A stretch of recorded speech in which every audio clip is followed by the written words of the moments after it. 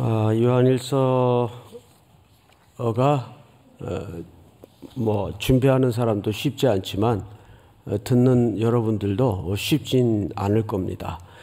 왜냐하면 주제 하나, 표현 하나, 문장 단어 하나가 여러 그 깊은 의미를 담아 기록했기 때문에 이거를 저 밑바닥에 저 의까지 풀어 놓는데 시간도 걸리고 또 딜리버리가 시원치 않으니까 또 들으시는 입장에서 뭔 소린가 이렇게 또 들릴 수도 있고, 그래서 항상 저녁 예배는 조마조마해요.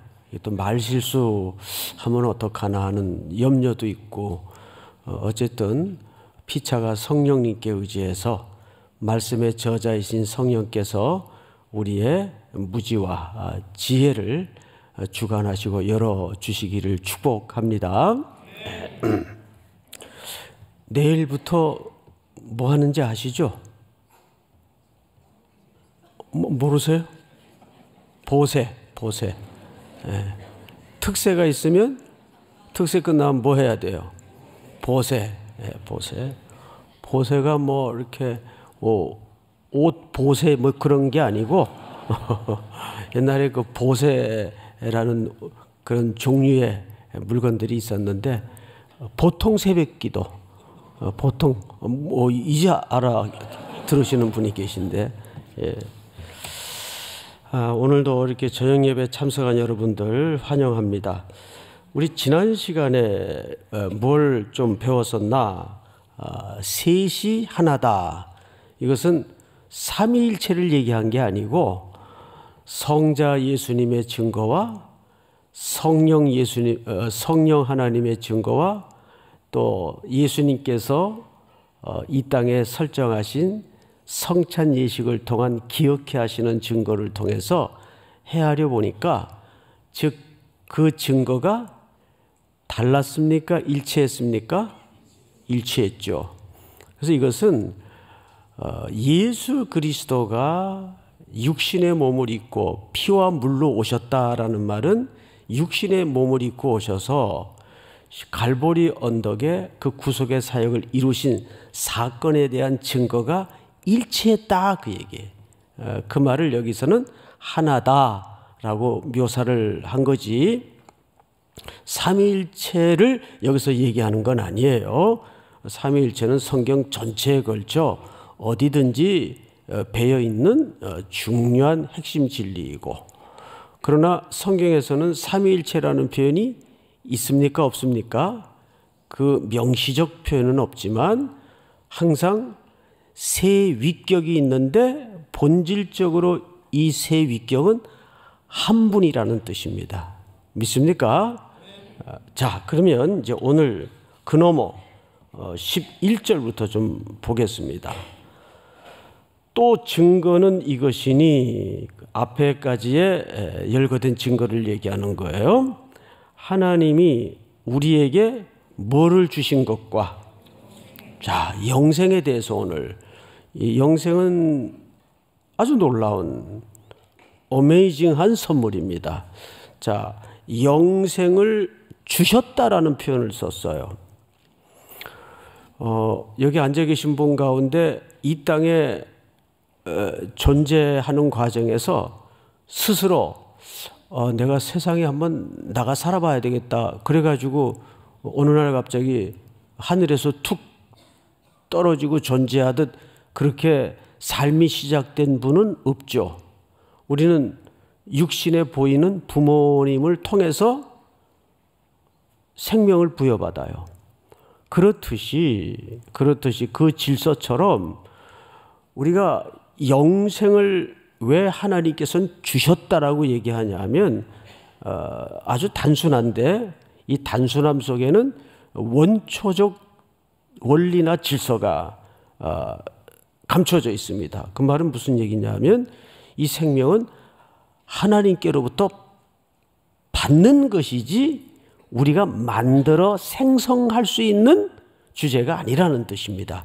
그래서 오늘 11절을 잘 보시면, 또 증거는 이것이니 하나님이 우리에게 영생을 어떻게 했다고 돼 있어요? 주셨다라고 돼 있어요. 그러니까 우리가 보통 이제 그런 개념 없이 성경을 그냥 줄줄줄줄 읽을 때는 뭐 영생을 하나님이 주신 것이고 이렇게 단순하게 이해할 수 있는데, 이거를 방금 설명드린 것처럼 아, 그렇지, 영생이라는 것은 마치 생명을 내가 만들어서 스스로 존재할 수 없듯이 부모의 사랑과 연합을 통해서 내가 이 땅에 생명된 존재로 태어나듯이 영생이라는 것도 누구로부터 받을 수밖에 없는 거죠? 창조주이신 하나님께로부터 그 출처가 있는 겁니다. 그래서 영생을 주셨다? 그럼 우리 입장에서는 그 영생을 어떻게 한 거죠? 선물로, 은혜로 받은 겁니다. 이것이 오늘 요한이 지금 거짓 교사들에 의해서 흔들리고 있는 1세기 그리스도인들에게 꼭 하고 싶은 메시지였습니다. 그런 차원에서 11절을 또 증거는 이것이 하나님이 우리에게 영생을 주신 것과 이 생명이, 자, 영생이라는 말은 또 다른 말로 여기 뭐라고 부르죠? 생명으로 부릅니다. 이 생명이 그의 아들 안에 있는 그것이니라. 근데 이 영생은 누구 안에 있다는 뜻이에요? 예수 그리스도 안에 있다는 뜻입니다. 그래서 여러분 지금부터 성경을 좀 많이, 요한복음, 같은 저자죠. 요한 1서를 쓴 이 저자가 요한복음을 어떤 차원에서 설명을 했는가. 그래서 요한 1, 2, 3서의 성격과 요한복음의 성격은 조금 다릅니다. 요한복음은 예수 그리스도를 처음 믿는 사람들에게 그 구원이라는 과정과 생명을 설명하는데 아주 좋은 설명서가 됩니다. 책이 됩니다. 그리고 나서 그렇게 영접한 사람은, 영접하는 자 곧 그 이름을 믿는 자들에게는 하나님의 자녀가 되는 권세를 주셨으니 이는 혈통으로나 육정으로나 사람의 뜻으로 나지 아니하고 오직 어디서? 하나님께로 난 자들이니라. 그러니까 우리 생명도 위로부터 부여받은 생명이란 말이에요. 그래서 요한복음은 전혀 그리스도를 알지 못하던 자들에게 구원의 과정과 생명이 무엇인가를 설명했다면, 요한 1서, 2서, 3서는 그 쓴 기록 목적이 그렇게 신앙생활을 하다가 누구래도 일관되게 꾸준히 잘 믿는 경우도 물론 있어요. 그렇지만 대개가 한 번쯤은 휘청하고 외부적인 영향에 흔들릴 수 있고, 그런 성도들을 향해서 견고하고 흔들리지 말며 그리스도 안에서 뿌리를 박아 세움을 입어라는 진리를, 성숙을 가리키기 위해서 요한 1서, 2서, 3서가 쓰여진 겁니다. 그래서 여러분 요한복음 17장 3절을 한번 띄워주실까요? 영생은 아주 중요한 영생에 대한 정의죠. 곧 유일하신 참 하나님과 그가 보내신 자 예수 그리스도를 뭐 하는 것이라? 아는 것이라. 자, 여기에서 아주 중요한 표현 하나가 등장을 하는데, 안다라는 말은 지식적인 알을 얘기하는 게 아니라 이거는 삶이 같이 연합되고 녹아지고, 그러니까 말하자면 여기서 아는 것은 관계적 알을 얘기하는 거예요. 그러니까 우리가 예를 들어서 여러분들이 송태근이를 알겠죠. 뭐 삼일교회 담임 목사님, 또 나이는 어느 정도 되신 것 같고, 또 한 아내가 있으며 남매를 두었고, 뭐 그 이상 알아요 저를? 뭐 모르잖아요. 그건 여러분들이 관계적 알미 아니고 정보라 그러죠. 그렇죠? 그건 데이터예요. 물론 그것도 아는 거지만 여기서 말하고 싶은 안다라는 말은 경험적 알을 얘기하는 겁니다. 근데 경험적 암 속에도 한꺼번에 싹 알아질까요? 아니면 단계적으로 알아질까요? 예, 그건 단계적으로 알아지는 겁니다. 참 사람을 알아가는데 단박에 되지 않아요. 오래 걸립니다. 그 가만히 이제 교제권에 있는 몇몇 분들의 얼굴을 이렇게 떠올려 보면 한 인간을 헤아리고 알아가는데 10년이면 되는 줄 알았는데 그것도 모자라더라고요. 그래서 작게 잡아서 한 30년은 돼야 이분이 이런 분이구나. 그래서 여러분 그 오지랖 넓은 분들은 뭐 5만 대 다 걸려요. 그런데 그 볼륨만큼 깊이가 있을까 했을 때 그렇지 못하는 것 같아요. 그래서 우리가 여기서 영생은 곧 유일하신 참 하나님과 그가 보내신 자 예수 그리스도를 뭐 하는 것이다? 자, 오늘 중요한 주제가 그리스도를 안다는 게 과연 뭘까? 영생은 아는 거예요. 그래서 이거를 지식적인 알무로 한때 영지주의자들이 이거를 잘못 이해해서 깨달음으로 구원을 얻는다. 이렇게 사람들을 흔들었습니다. 깨닫기만 하면. 요즘도 그런 아류들이 잔존 영향들이 남아 있습니다. 여러분 깨달음으로 구원을 얻는 게 아닙니다.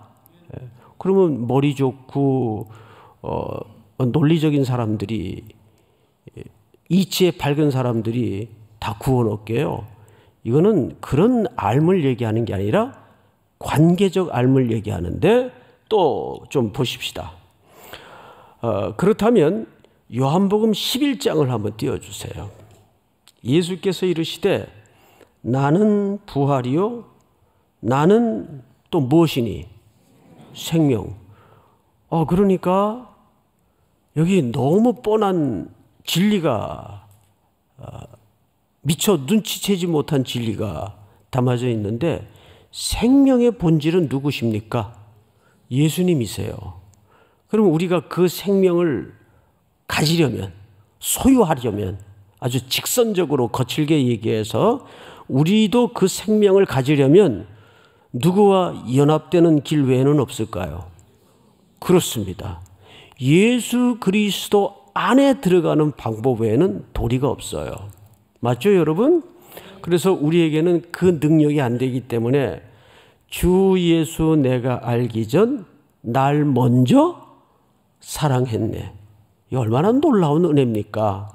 우리는 그 생명의 존재에 대해서 의식이나 인식도 갖고 있질 못했어요. 왜? 죽어 있었기 때문에. 죽은 자가 무슨 감각이 있어요. 영적인 감각에 대해서는 그냥 꽝이에요. 죽어 있었던 존재입니다.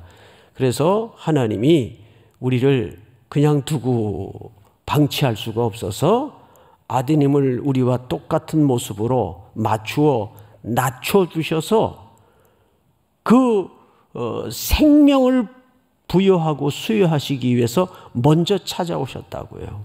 믿습니까? 그래서 생명은 은혜라고 얘기를 하는 겁니다. 내가 주 예수를 먼저 알기 전 그분이 날 먼저 사랑하셨기 까닭에. 자, 그래서 예수께서 이르시되 나는 부활이요 생명이니 나를 믿는 자는 죽어도 살겠고. 자, 요한복음 14장 16절 한번 볼까요? 6절.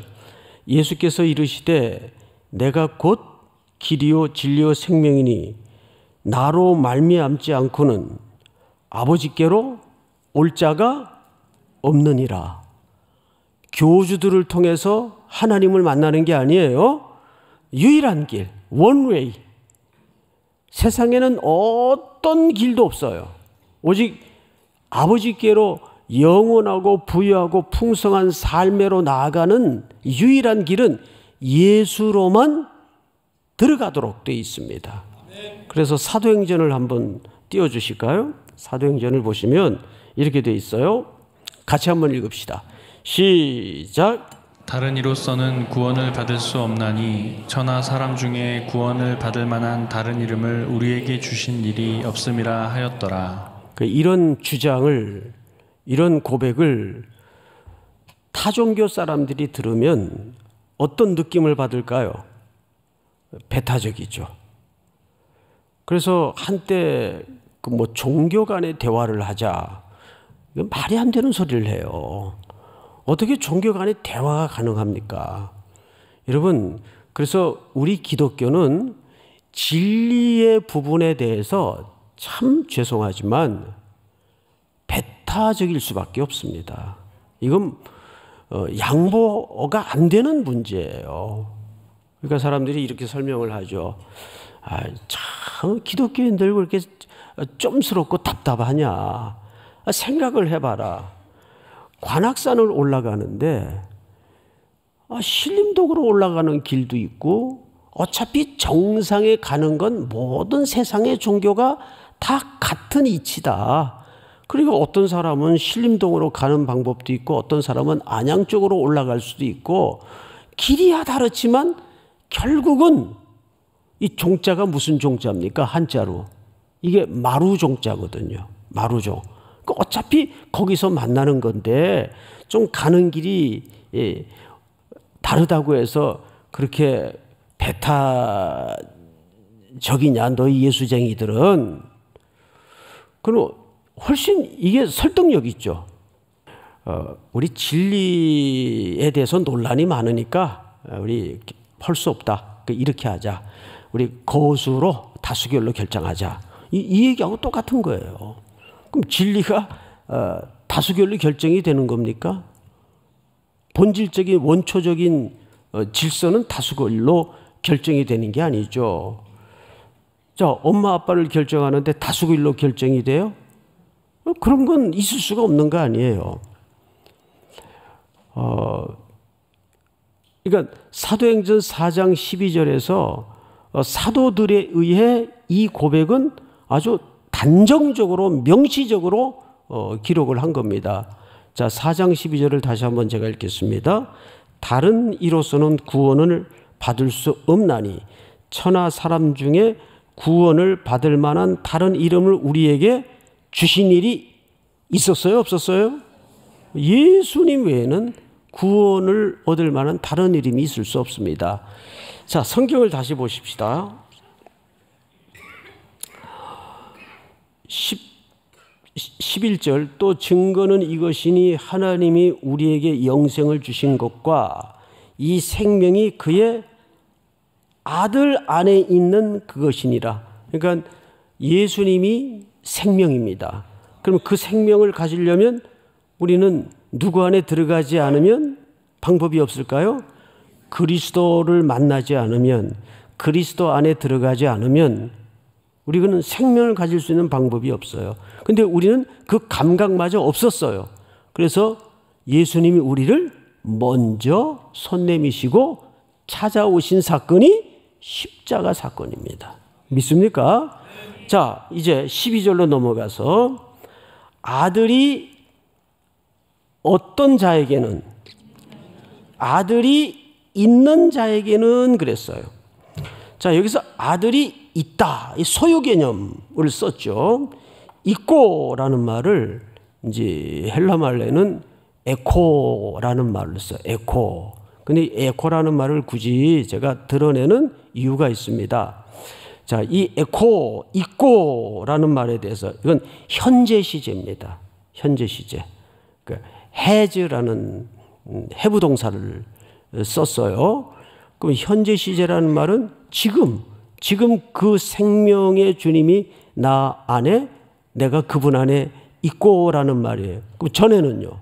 전에는 이것은 계속 계속적이고 실제적인 소유와 연합을 얘기합니다. 아주 중요합니다. 다시 계속적이고, 그러니까 한번 예수 그리스도와 연합된 자는 잘려져 나가고 우리의 행위의 여부에 따라서 그 연합이 취소되고 하는 일은 있을 수 없다. 만약에 그것이 가능하다면, 그렇게 가능하다면 예수님의 구속에 완성된 십자가 사건도 변수가 생길 수 있다는 역설이 됩니다. 맞죠? 예수 그리스도의 십자가의 구속에 완성된 사건은 늘 현재 시제입니다. 그 생명이 지금 있고 라는 말이 돼요. 자, 이 말을 설명하기 위해서 요한복음 6장 56절을 좀 띄워주세요. 내 살을 먹고 내 피를 마시는 자는 내 안에 어떻게 하고 거하고 나도 그 안에 거하나니. 자, 이 거한다는 말이 요한복음에서 어마어마하게 중요한 개념입니다. 거한다라는 말이 사실은 N은 전치사죠. N 크리스토스, 그리스도 안에 그 뜻입니다. 이것은 단순히 거기에 위치해 있다라는 말이 아니고 거기에 생명이 연결돼서 접붙여져서 마치 그 아기가 복중에 있는 동안에는 엄마와 탯줄이 연결돼서 그 탯줄로부터 생명을 공급받듯이, 이게 거한다라는 말은 서로 저 원나무의 뿌리로부터 그 진액이 나무 기둥을 타고 올라와서 가지를 뻗어서 그 가지에 뭘 맺게 하는 거죠? 열매를 맺게 하는 거예요. 그러니까 강렬한 생명의 교류를 얘기하는 거예요. 이거를 요한복음 15장에서는 이렇게 설명을 했어요. 내 안에 거하라. 나도 너희 안에 거하리라. 여기 무슨 단어가 계속 나오죠? 거하다. 거하다. 가지가 포도나무에 붙어 있지 아니하면 스스로 열매를 맺을 수 없음 같이 너희도 내 안에 있지 아니하면 그러하리라. 그러니까 우리는 이 본문을 오랜 시간 동안 거꾸로 이해를 했습니다. 어떻게? 열매 맺어야 돼. 열매 맺어야 돼. 열매 맺자. 그 열매들끼리 막 모여가지고 머리에 띠두르고 막 굴기대회하고 전도합시다. 사랑합시다. 여러분, 사랑이 무브먼트로 되는 겁니까? 그건 어불성설이에요. 오히려 성경은 더 근본적인 얘기를 요한복음에서 하는데 다음 절 띄워주세요. 나는 포도나무요. 나는 누굽니까? 예수 그리스도. 너희는 가지라. 그러면 가지는 포도나무에 붙어있는 개념이죠. 그가 내 안에 내가 그 안에 거하면, 생명이 붙어 있으면 사람이 많은 열매를 많이 어떻게 맺나니 나를 떠나서는 너희가 아무것도 할 수가 없습니다. 이게 초점이 열매입니까? 나를 떠나서는 아무것도 못한다는 얘기입니까? 그렇죠. 여기서 초점이 열매가 아니에요. 열매는 이 가지라는 포도가지가 포도나무에 어떻게만 있으면 맺어지는 거죠? 예, 붙어만 있으면 맺어지는 거예요. 그러니까 그런 거죠. 우리가 사랑을 하게 되면 장미꽃 백송이 들고 여자친구 집 앞에서 밤도 샐 수가 있어요. 그런데 이걸 거꾸로 이해를 해가지고 장미꽃 백송이를 들고 여자친구 집 앞에서 밤을 새야 사랑하는 거다. 이게 이제 소위 율법적 가르침이에요. 그런데 한국교회의 분위기가 오랜 세월 동안 이쪽으로 청년들을, 성도들을 매몰시켰습니다. 그러다 보니까 신앙의 색깔과 컬러가 다분히 율법주의적 스타일이 돼버리고 말았어요. 그러니까 우리는 누구와의 관계에 집중하는 것이 먼저일까요? 그렇습니다. 예수 그리스도와의 관계에 집중할 때. 근데 이쪽 부분이 굉장히 약하다는 거예요. 그래서 왜 우리가 자꾸 말씀을 읽어야 된다, 기도의 자리에 나와라, 예배에 집중해라. 이 전부 무슨 작업이죠? 예수님에게 집중하는 작업이에요. 그래서 예배드리다가 헌신되고, 예배드리다가 사랑을 깨닫고, 예배드리다가 그 은혜에 감격하고, 내가 이렇게 살아서는 안 되겠다. 그래서 다 청산하고 또 삶의 헌신이 새로워지고 고백이 새로워지고 변화된 열매가, 삶의 변화가 나타나고, 이거를 열매라고 하잖아요. 근데 이 열매는 어떻게 생성이 된 겁니까?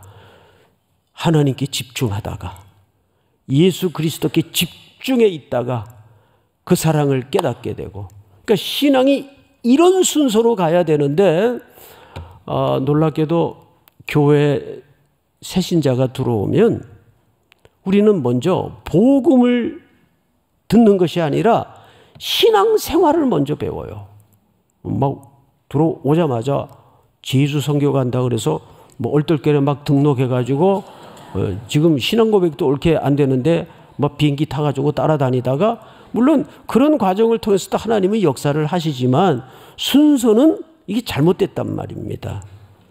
그래서 우리 진 안에서도 그렇고 목장 안에서도 그렇고 새가족이 들어오면 이미 믿던 분들이 들어오는 경우도 많지만 청년들이 교회 안에 새가족으로 들어올 때는, 여러분 이게 참 지난한 작업 같아도 먼저 복음을 가르쳐야 됩니다. 예수님이 어떤 분인지. 그래서 우리 새가족부에서 커리를 짜서 오중과 과정을 만들어 가지고 지금 먼저 우리 삼일교회를 소개하고 복음의 원초적인 내용과 기초를 교육하지 않습니까? 그리고 그것이 끝나면 지인이나 팀 안으로 우리가 바인딩 해가지고 꾸준히 이어서 복음을 들을 수 있도록 교제권에 묶어놓는 거예요. 그러니까 교회에서 학기마다 제자 훈련을 오픈한다 할 때는 그런 기회가 주어진 자리에 여러분들이 꼭 참여하셔서 하나님의 말씀을 먼저 배우다 보면 그 말씀 자체가 능력이 있기 때문에 내가 어디로 가야 될지, 어떻게 살아내야 될지 그 말씀이 가르치는 겁니다. 믿습니까, 여러분? 성경을 다시 보십시다. 나는 포도나무요, 너희는 가지라. 그가 내 안에, 내가 그 안에 거하면 사람이 열매를 많이 맺나니 나를 떠나서는 너희가 아무것도 할 수 없음이라. 그러면 여기서 잘 생각해 보세요. 그런데 나는 뭘 지금 하고 있는 줄 알아요. 그래서 스스로 속고 있을 때가 많아요. 그게 점점 좀 딱딱해지고 껍질이 되고 굳어지다 보면 2층 집 구조가 되는 겁니다. 신앙생활이. 그래서 밖에 나가서 사는 삶의 문제가 달라지고 교회 안에서 또 삶의 문제가 다른 이원론적 삶을 살게 되는 거예요. 다음 절 넘겨볼까요? 같이 한번 읽습니다. 시작. 사람이 내 안에 거하지 아니하면 가지처럼 밖에 버려져 마르나니 사람들이 그것을 모아다가 불에 던져 사르느니라. 여기서도 계속 내 안에 거하지 아니하면, 거하지 않는 사람에게 결국 어떤 과정이 남아 있습니까? 싹 모아가지고 태워버려요. 가지천에서. 사람들이 그것을 모아다가 불에 던져 사르느니라. 다음 절 다 같이 시작. 너희가 내 안에 거하고 내 말이 너희 안에 거하면 무엇이든지 원하는 대로 구하라. 그리하면 이루리라. 여기서도 안에 거한다는 말 속에 아주 중요한 표현 하나가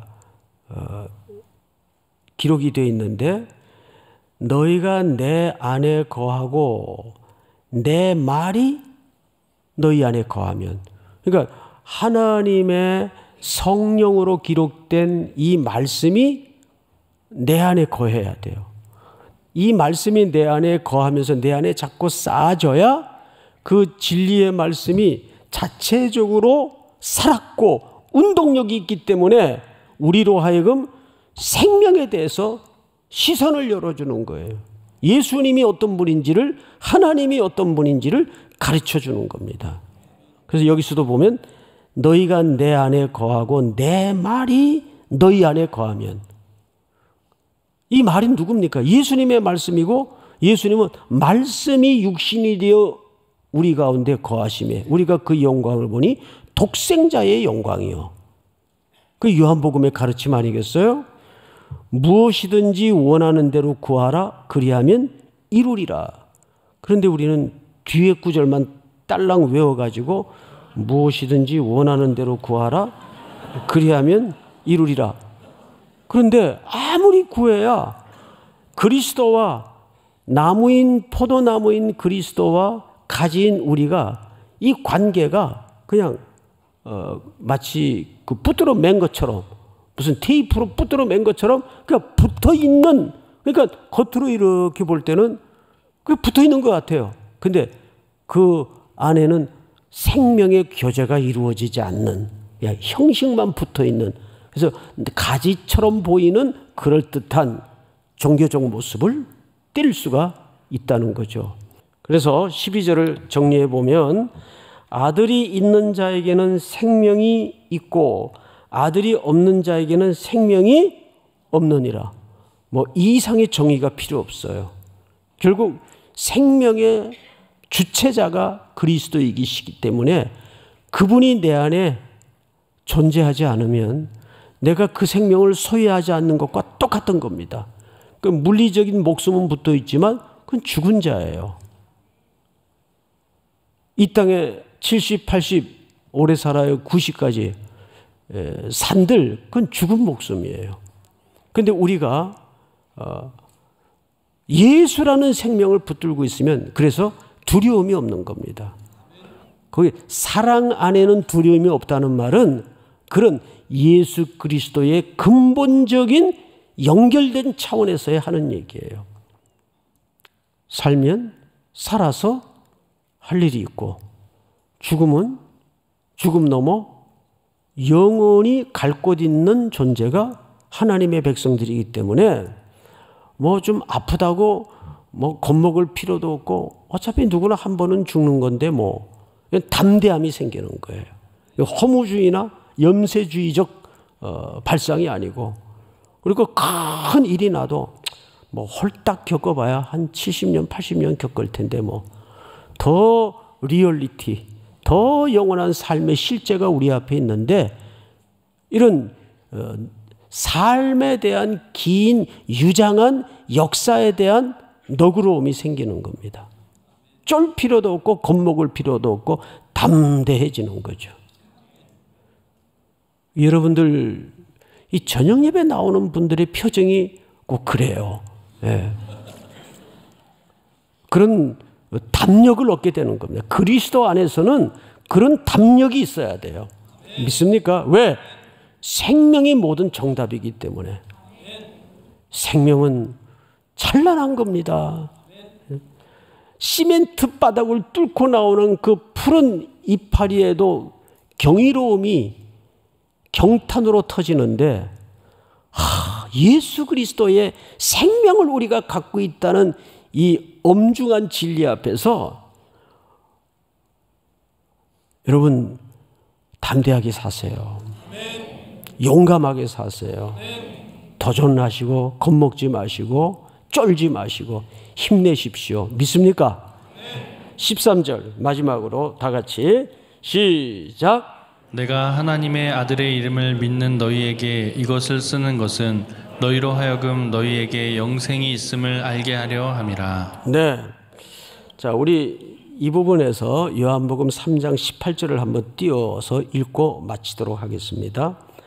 그를 믿는 자는 심판을 받지 아니하는 것이요 믿지 아니하는 자는 하나님의 독생자의 이름을 믿지 아니하므로. 여기 이름이 돼 있어요.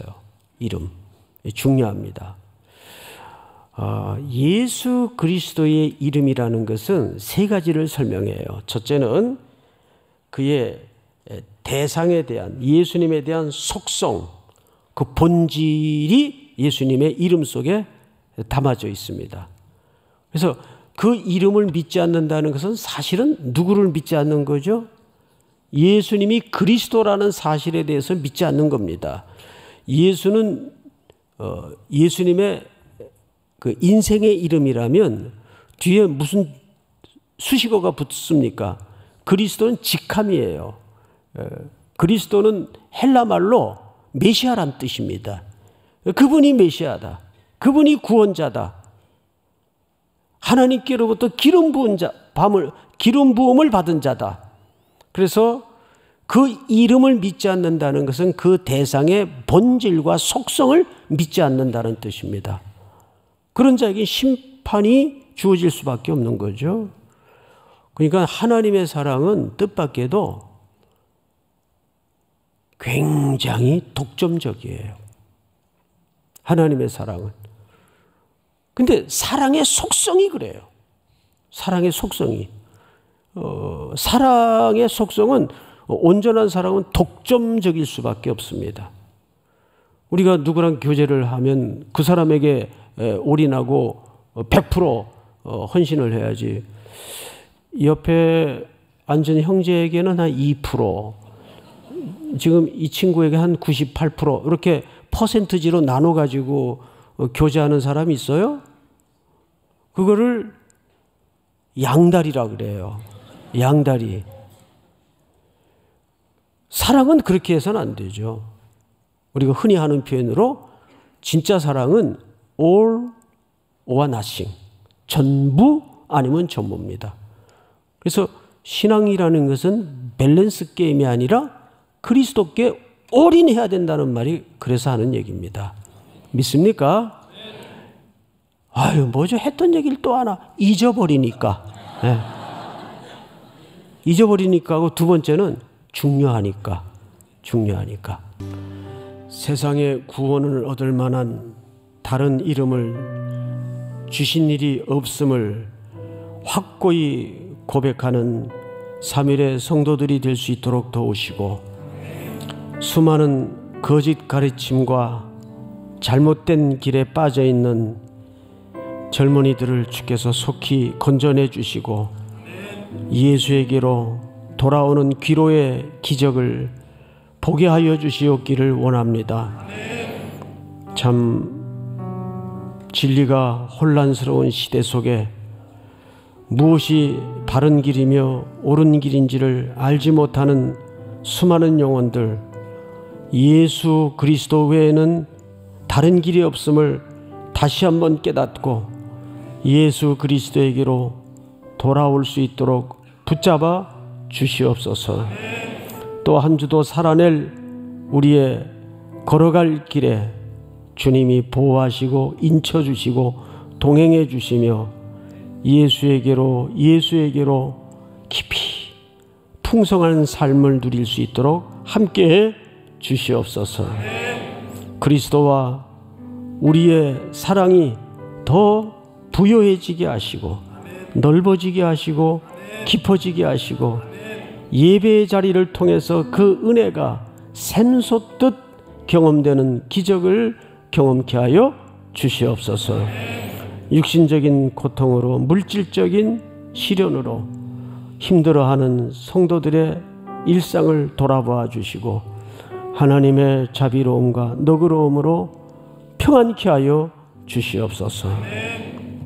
지금은 우리 구주 예수 그리스도의 은혜와 아버지의 사랑과 성령님의 교통하심이 머리 숙여 경배하는, 사랑하고 사랑하는 귀한 3일의 성도들, 해외 군에 멀리 출타 있는 가족과 고향의 어머니, 아버지, 복중의 생명까지 영원토록 함께 있을지어다. 아멘.